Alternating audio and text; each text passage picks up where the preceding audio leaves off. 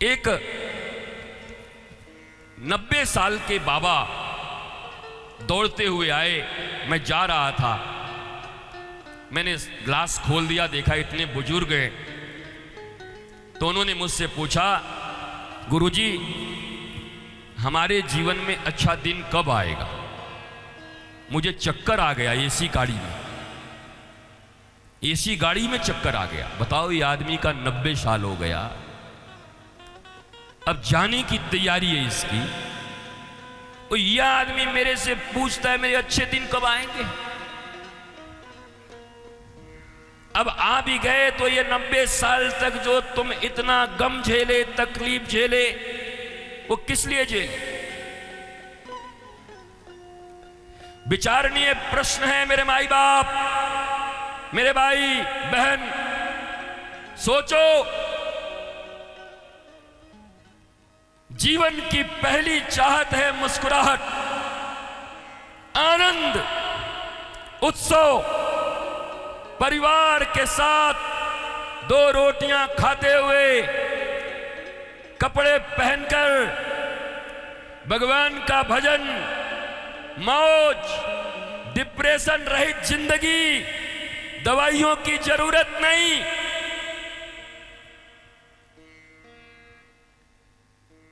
नहीं चाहिए ऐसी जिंदगी तुमको।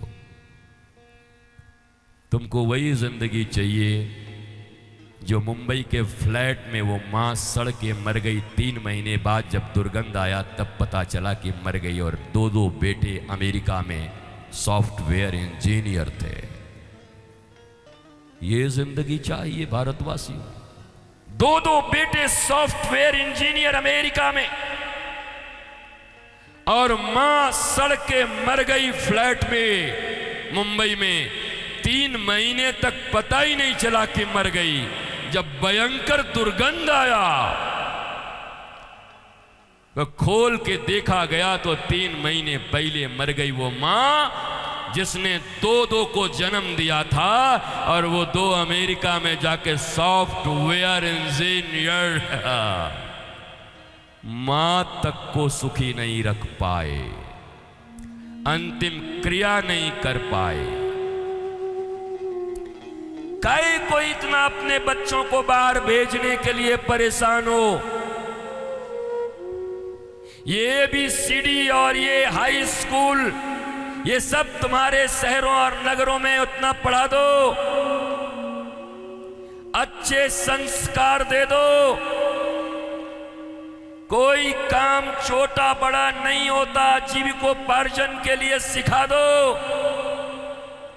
और सारा परिवार, भैया बहन, माता पुत्र दादा एक साथ रहो, और संध्या को मुस्कुराते हुए राम जी की कथा कहते हुए अपने अपने खटिया पे सोने जाओ, और सुबह उठकर फिर आनंद करो। ऐसी जिंदगी क्यों नहीं जीते?